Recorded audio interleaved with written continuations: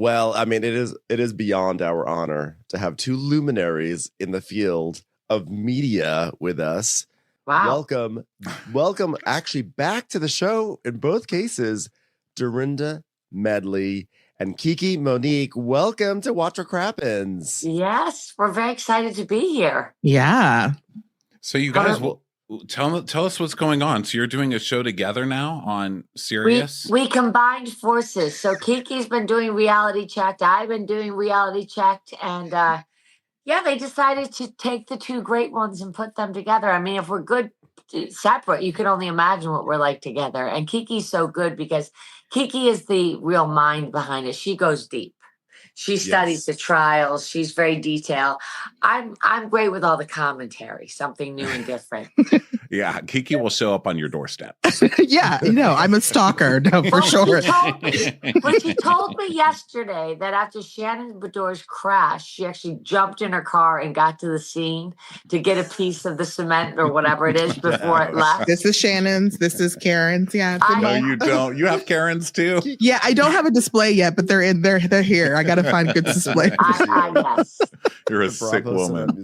You have to send Kiki a little piece of Bluestone Manor to go along, like just in the cement collection. Yeah, she's got to come and sleep in the fish room. Yes, for sure. Give her a piece that Ramona broke off when she had all the lighting ripped down. Yeah, exactly. Ooh, yes. I have my Bluestone Manor bourbon, which I love. It's so the bottle is beautiful. So Dorinda gave us these when Dorinda, you came to our 2021 the Crappies Awards. That was our first one back after lockdown, and it was also our 10-year anniversary. That was an immensely special show. And we were just saying right beforehand that I don't know if we've ever heard the audience scream and just lose their minds more than when you surprised everyone on that stage. Oh my God, it was so much fun. The energy was so good that night, and I couldn't believe how packed it was. And, it was so nice because we all just had come out of the pandemic. So we were all kind of back in it again, but not, used to being very isolated. We were all like, what? Ooh, what? Can I do that? Can I touch that? Can I see that? So when I came on stage and, that I hadn't been in a room with that many people in, almost years, right? Yeah, that was crazy. This year at the Crappies, I played you. I did a number as you in a turban. I did you from Sunset Boulevard. You were singing the song from Sunset Boulevard. Wow. That fits. I'm surprised you didn't get a call from Luann saying, how dare you? Stepping out our cabaret. I'm the one that discovered Sunset Boulevard, for God's sakes, darling. I was in the original cast. I was the original. They actually asked me to be in it last week, but I couldn't do it. Cabaret. Cabaret. It used to be called Sag Harbor Boulevard. I was just out with Luann like 10 minutes ago. Oh, Not really. I was out with Luann, Sonia, Ramona. There was a bunch of us on just catching up. We have a group, and we kind of once every couple months, someone just decides we're all going to get on a Zoom and talk about, there's always some whack. I swear to God, Sonia was still opened up with talking about Mr. Morgan. So it never changes. I swear. I'm so fascinated. Make this shit up.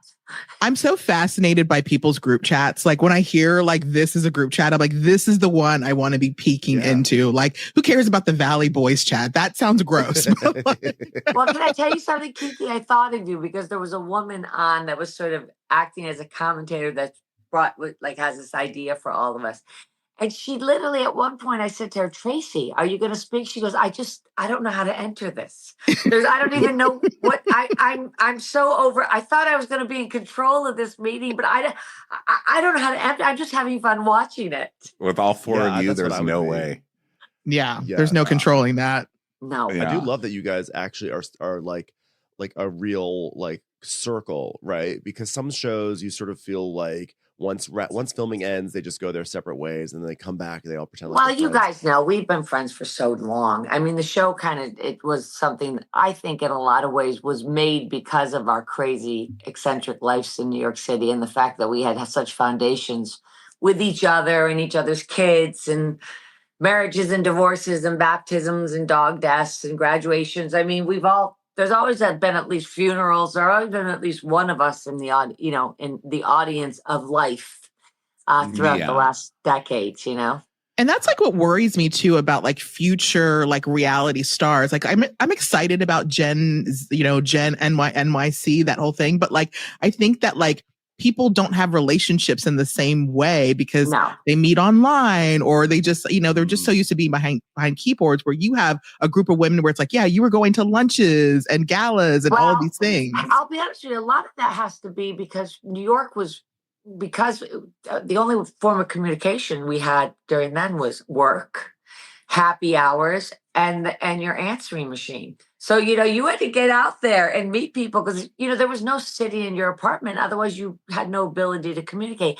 I also truly believe that our generation, what is our generation again? I don't even know. I think you're X, right? Yeah, I think you might be X. I think, and I'm not saying this like our mothers that are like, that was the best music. Although I think our era music is still the best music. But okay, I do think our generation of especially women were very social.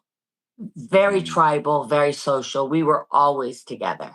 I mean, there was an incredible Instagram the other day that this comedian had, and he goes, he shows a bunch of women going to different places and farms and shopping. He goes, "What is it with you and girls' weekends? You say girls' weekends, you always need something. Girls' dinner, girls' weekend, girls' outing. You just say women's retreat, and the goddamn thing is sold out. What are you women doing? Ignoring your stupid, hairy, unshaved asses. That's what we're doing." But I think this generation, like my daughter's generation, they're back. There was a little bit of like solitude in this last 10 years, but pro-COVID, I think it's happening again. The gathering of the great women. You go out and do your stuff, and we like to look at smelly soaps for an afternoon. So leave us alone. Do you have any memories of when you met some of the women in your circle there, like Luann? Of course. Winona? Yes.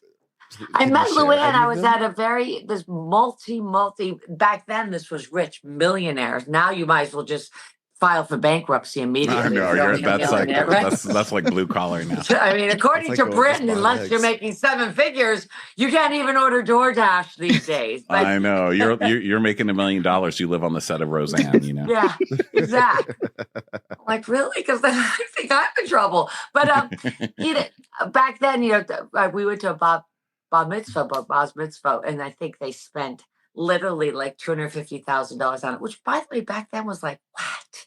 And Luann was dancing on. I'd known Luann because I'd lived in London, and when I would ever go in the summer to wherever, south of France, whatever we did back then in the glory days, the heydays of wealthy husbands and lifestyles, I would see her and I knew of her, and you would see her at parties, but it was really, and that's was like we met on the dance floor at a bar mitzvah. I just saw her and I thought, oh my God, I think I know that woman from London. And I hopped on the dance floor, and the rest was history. Ramona, I knew because Ramona's been around. You can't live in the same way you cannot go to a party in Palm Beach in New York City without seeing Ramona. You can't live on the Upper East Side without seeing Ramona. And our kids went to school together. Yeah. Wow. Oh my gosh. And Sonia has always been a fixture. I mean, Sonia was the great organizer of the Wealthy Men with Women early days. I mean, she truly has been doing that a long time and very good at it. Yeah, but you just said, let me tell you something. There was a club on, I think right now it's called, it's something else now. Anyway, it was on 60th between Park and Madison, and they had a rope. And our biggest dream was to get through the rope. You had to be friends with Tiger or something. And I remember Sonia would come in at night. We were all very young and broke, but, we could always have enough money to get someone to buy us a drink at this late night place. We never paid for drinks. We would just target a man and be like, and Sonia would walk in a room, and I tell you something, she really had something. Like men loved her. And you turned your head when you saw Sonia walk in the room. Yeah. Wow. Still do, eh? Still got it, son. Yeah. So what do you think about this new crop of shows coming out? Obviously, we're still pissed at the Traitors. Do you think about going on Love Hotel? Yeah, I go on Love. I think I'd be great at Love Hotel. You would be. But they have to bring in some great hairy guys from Queens. I need a mafia guy. Yeah. I don't think they're above that. That was one of the biggest surprises. White crocodile shoe bullshit. I want a nice, solid guy from Queens that will take me to Rayo's twice a year. Good, I'll marry you. That's all I think need. they would get them. I was actually impressed with the guys because I thought they were just going to get a bunch of like tweezed and waxed, Instagram guys. And they actually got real guys. They had some good silver foxes. I'm loving the show. I really like this. And I like it because it's definitely a show that they can roll out. I think Kiki said that yesterday, but it's true. Although I still never understood why they just didn't keep going with the Ultimate Girls Trips. I know that they say it's because of but why? That's some sort of bizarre, we're all told these things on TV, like we're not eating oranges on Tuesday because well, like, don't you have an orange on Tuesday, so we never really know why. But we did St. Bart's and it was such a huge success and it kind of appeased the masses. Yeah. It's time for a commercial. It's time for a Crappens commercial. And that's why also, by the way, just, RHONY just mentioned the Traitors briefly. One of like the big draws of this season was because you were going to be on it. And I was really so excited to see you at the round table, like really kind of like cross-examining people. Stop it. I'm going to cry again. I cried for one straight month after I got murdered. Oh, it was a whole month? My God. If they said, hey. I saw a psychologist over it. I was so upset. You did? Really? Oh my God, babe. My therapist, I felt like I had gone in there with such glory and excitement, and I really prepared myself in every single way. Hannah had me basically get a PhD in Traitors. I worked out. My clothes were just fucking off the record. I mean, and I went there with those 6 suitcases, and I came home with those 6 suitcases, and I was like, Hannah, come home because I don't want to look at that shit ever again. Take it all. No. Wait, were you at the psychologist? Was it because like you thought like people didn't like you, or like what was your? I went to my therapist. My therapist. I just had to talk it through because I just was. First of all, Kiki. I'm so Sagittarian, as you know, because you're one of us. Same. We just don't fail at shit. You know what I mean? So, and I'm so competitive that it was. This was usually I can control my environment. This was an uncontrollable defeat and such a huge and I was so excited and I knew that I could create some, great content storing the castle and my fabulous Alaya black gown. You know what I mean? That I had this image in my mind and, within 36 hours, there I was back at JFK. Oh, but if they asked you to come back again, would you be like, no, I'm not going to put myself through that again? Or would you say, yes? I would say, I would hope, because I don't think I really got the experience. Yeah. I want them to bring you back because I think the outrage online was huge because honestly, because you have always been so amazing in group settings, whether you're being funny, whether you're going off on someone, it's just like, you're very compelling to watch. And so I think a lot of us were excited to at the idea of you just being at that round table and someone giving a line of bullshit and you just coming for them, and we felt robbed. And so I personally think the producers should reach out to you again. And, well, it was at one point there was a hashtag going around because they're called #Abandoned Traitors US, and I actually had to go on and do a promo saying no, it's going to be great, because. Yeah, it was, but it was a great season anyway. It was great. Somehow they made the show without me. God, I was, there was a little part of me that was like, I don't want it to be so good. And Chanel too, by the way. The back-to-back of you and Chanel was really hard for us Bravo fans because also Chanel, we saw the upside of Chanel. And that was it was the first time I noticed the kind of divide between Drag Race fans and Housewives fans. I didn't know that there was like a war brewing there. That was so weird. And I was like, well, I'm not going up against Drag Race fans. I'll just sit quiet here on the Wow, you know what's so funny? At the reunion, I had to talk with Andy, and he's like, this is gonna be your easiest reunion ever. I said, oh no, Andy. I'm just going to sit there and come out and not say a word. It is not my place. I was not. Of course, I get out that Bob, the drag queen. I'm like, well, let me tell you what I yeah, you're like, how dare you? How dare you, sir? You hurt me. And he's looking at me like, it's like the cameras come on, and I don't know. It's like, camera cocaine. I can't stop myself, But that's why the Housewives are always so good, I think, on the Traitors in terms of entertainment, because the round table, I feel like the reunions prepare all of you for getting to that round table. I mean, you saw, when Robin had no qualms just jumping in, and she wasn't there long, but she actually was really good. Yeah, really good at like making accusations. Dolores was more chill, but Dolores is generally more chill. Dolores is usually not going to start up with you unless you come for her. And it's actually funny. She came to the Crappies this year, and my friend was like, "By the way, I really liked you. I hope you're having I'm really enjoying you on the Traitors." And she told my friend, "Ugh, what a lovely show. I had such a fun time." And my friend later on was like, "I think she won, because there's just no way that Dolores is saying like, what a lovely show if she got kicked off." Yeah, because everyone else you talk to is like, yeah, it was great. It was great. People are like, "Oh my God, they take away your phone. I looked at it as like, wow, they're going to take away my phone. Thank God they're going to take away my, we get so little silence and peace in our lives that, to be obligated to be in silence and peace, I do a lot of that at Bluestone Manor. So I sometimes just leave my phone on charger in my room. So, because I still come from that era where I did that. I lived in London for 10 years. So we were way behind in phones. I didn't have a phone until like Hannah was 4. I think we got a phone. So that was, and we're still in London. So that was 1997. Because we were so far behind in London. And we were still doing this. Yeah. Are you doing a Bluestone Manor show? Did I read that somewhere, or is that just a Yes, we are still. It's so funny. I was just on my liability insurance, but yes, we're working hard towards that. I've got like 3 or 4 things in the making. So I just keep pitching away. I just think there's some show left in Bluestone Manor. I think there's one more. One more? Yeah. I think we should do just the Great Bluestone Manor tag sale. Empty that shit out and just be done with it. Everybody come and take whatever they want. I've been living on it. I said to myself, I was walking the property the other day because it's just coming back alive. And it's really interesting because I've been doing it for 20 years. And it's almost like, I've got the same characters or the sons of the same characters. And I was thinking, how much longer am I going to be doing this? Like, at some point, it's the enthusiasm waves because Hannah's no longer comes as much and stuff. And my parents are older. But listen, I have to say, when I was there last weekend, it is truly one of the most beautiful properties I've and you have fun neighbors. You said Elizabeth Perkins is your neighbor. Yes. It's Elizabeth Perkins. There's, Ken Falks up there, who's like the biggest designer, designed part of the White House at one point.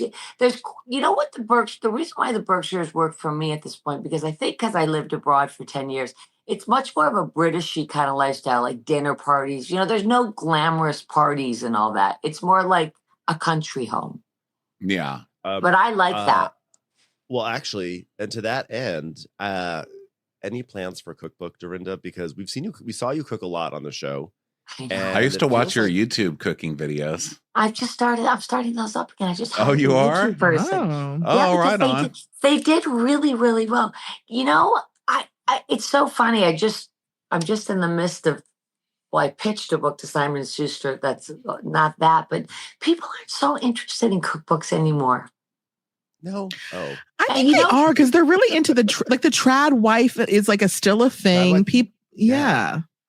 I don't know. I think if I did you just need to do those things where you you throw like Cheetos on the counter and then put cheese on top and then blow dry it to cook it. Those stupid TikTok videos. But I think if I ever did do a cookbook, and I've thought about it a lot and even laid it out on, on ChatGPT, how we would do it. Because that's the way I do my whole life now. I'm like, I got to figure out what to eat. What should Dorinda eat tonight? And they're like, Dorinda, do you...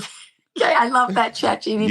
You should be like the voice in the maps. I would have done so much better in college if I had that, right? You should be the voice in the maps. I'm gonna ask my maps to make you the voice and just have you're gonna turn left up there. I said left, you fucking I said turn fucking right. Come on. I'm not bitch about that wrong turn.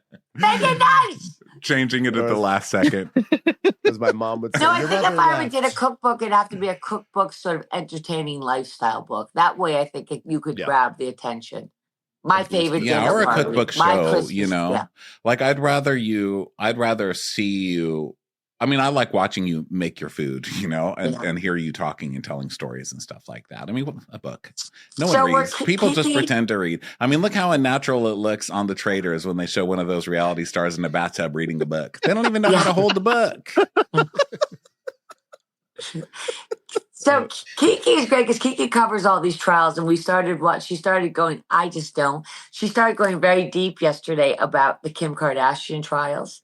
Oh, what have you uncovered? Kiki, tell them about your interest in the way you do these trials. Like she could have been a lawyer. I mean, I could have, but I honestly couldn't have because I hate going. The thought of going to school that long is like but you awful. Go deep.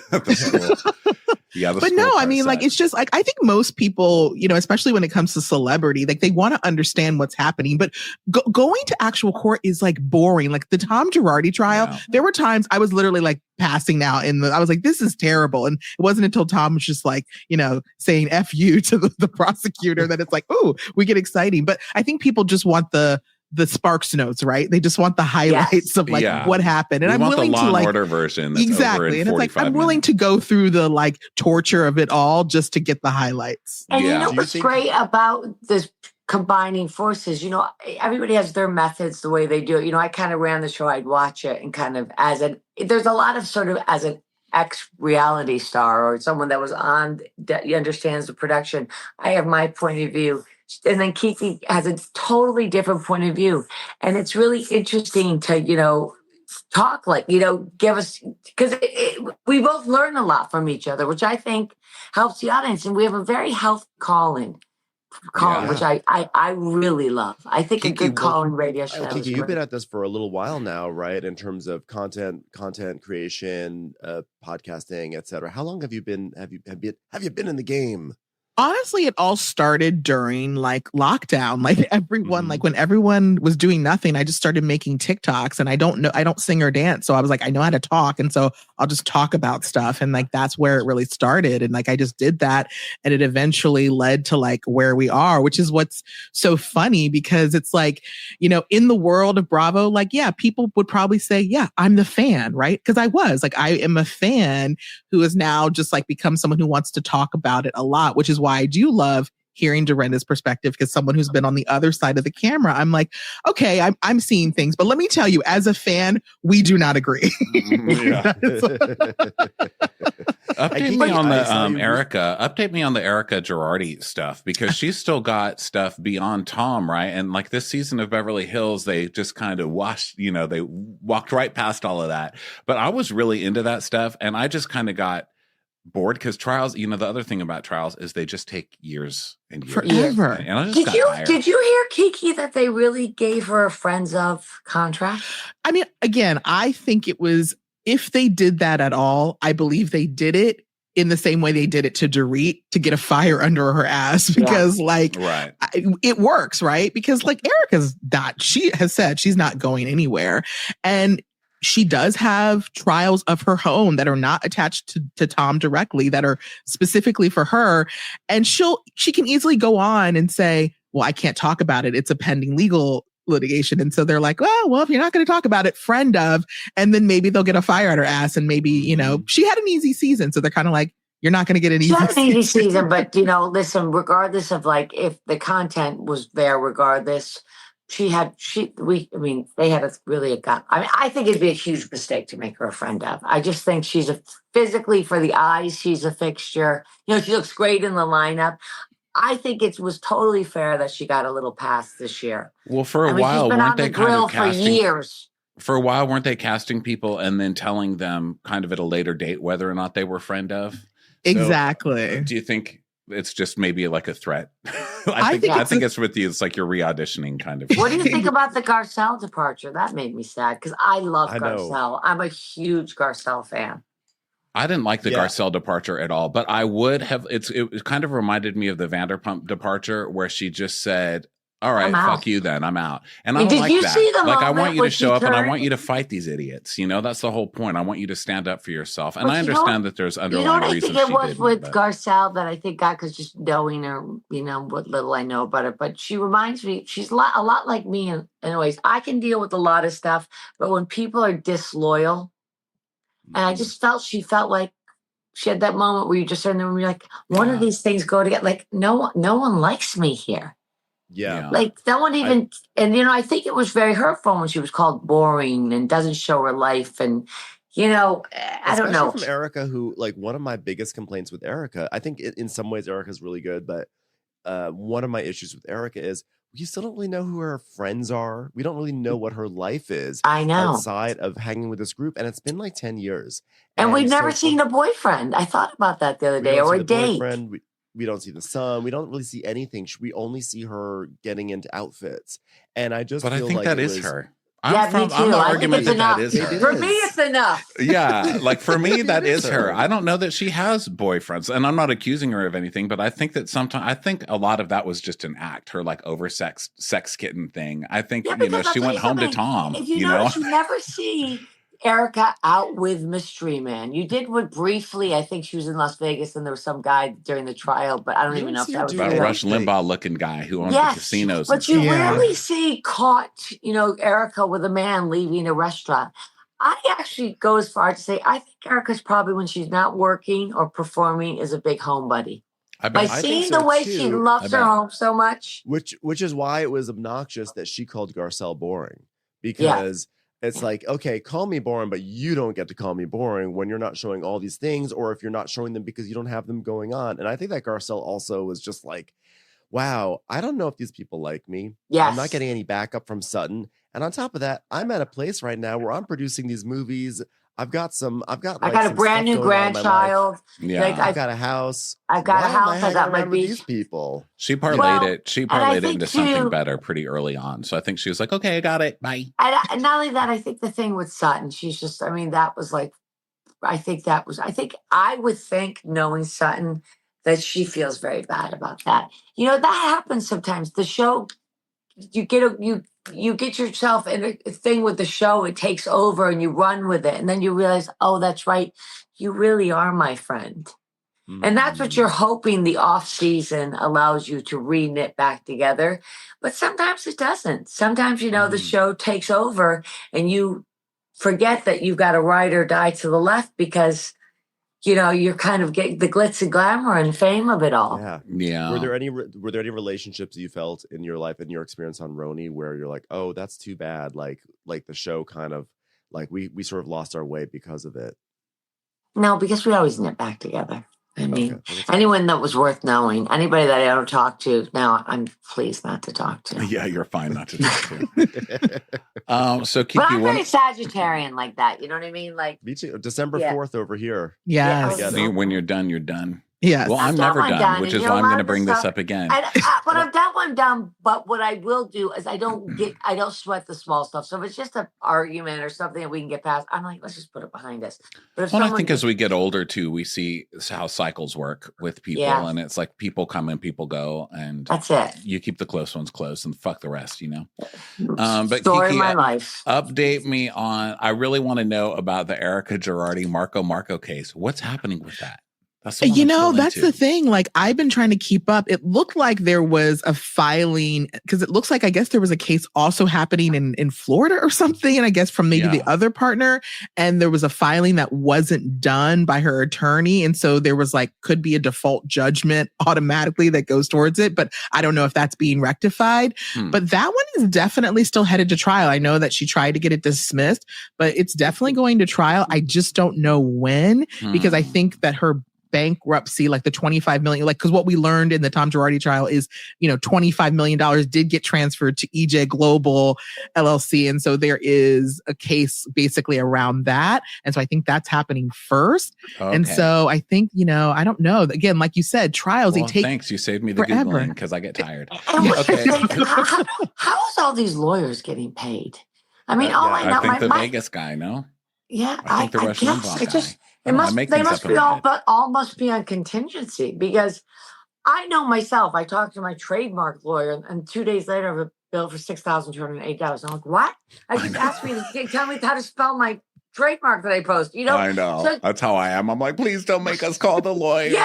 Anything so with that. Can we go on legal Zoom? Bills these people, like I was even thinking about Dorit and PK. Like, that's going to be expensive.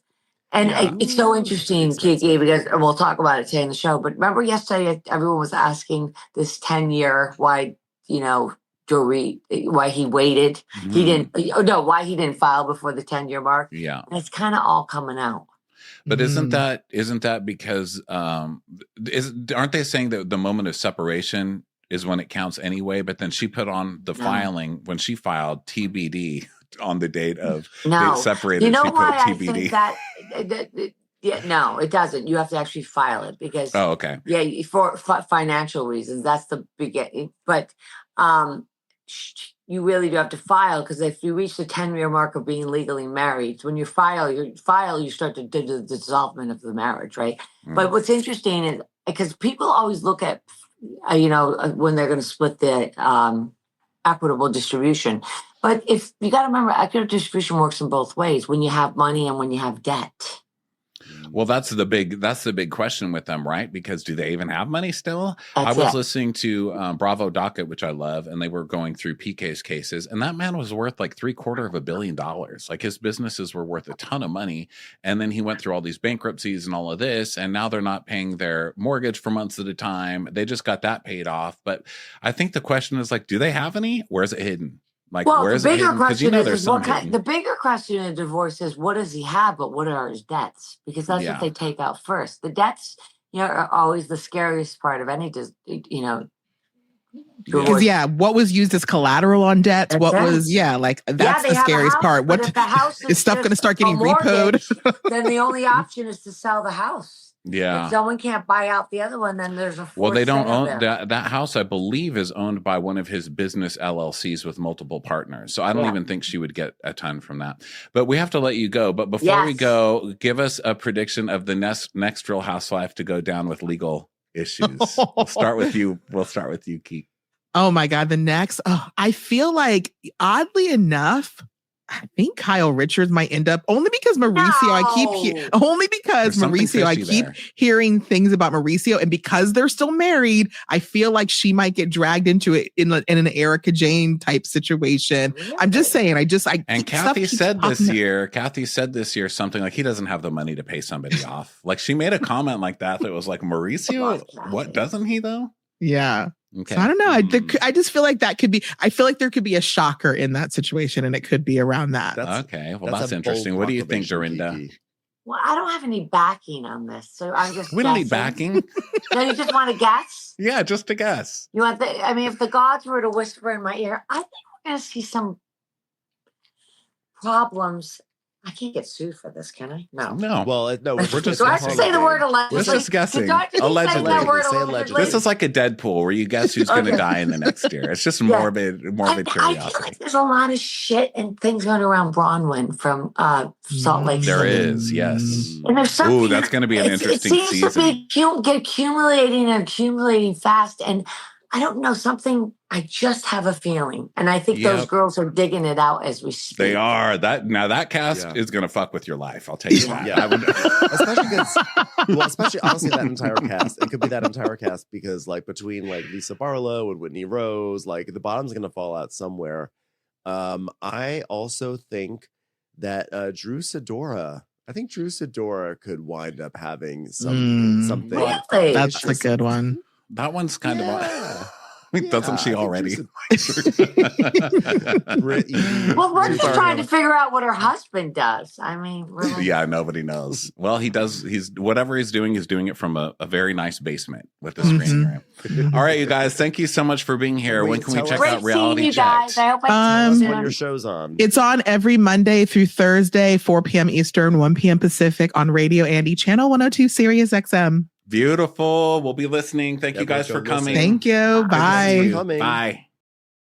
Watch What Crappens would like to thank its premium sponsors. Ain't no thing like Allison King. It's always a party on Allison Block. Our way is the Amber way. It's the Foster and the Furious. It's Amanda Foster. She can run my country. It's Angie McGovern. It's always automatic with Ashley Otto. Put your hands together for Carly Clapp. Get on the right foot with Chrissy Offit. She's not just a Sheila, she's a Daniela. Etchels. We never miss her call. It's Diane Call. Aaron McNicholas. She don't miss no trickolas. Hava Nagila Weber. You'll never hide from Heidi Eleanor Jones. I go, you go, we all go for Hugo. Jamie. She has no last namey. She's our kind of mess. It's Jennifer Messer. Sip some scotch with Jessica Trotch. She's our favorite streamer, Caroline Peacock. Kristen the Piston Anderson. Get a bee in your bonnet with Lacey B. Bringing the funk, it's Leslie Plunkett. She gets an A from us. It's Lindsay D.